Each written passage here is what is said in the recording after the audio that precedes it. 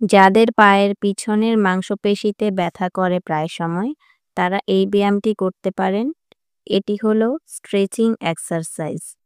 এরকম সিঁড়িতে পায়ের পাতার সামনের অংশ রেখে শরীরের ভর দিয়ে উপরের দিকে উঠতে হবে। হাঁটু ভাঁজ করা যাবে না, হাঁটু সোজা রাখতে হবে। আপনারা ভিডিওতে দেখতে পাচ্ছেন যেভাবে, ঠিক এভাবেই করতে হবে।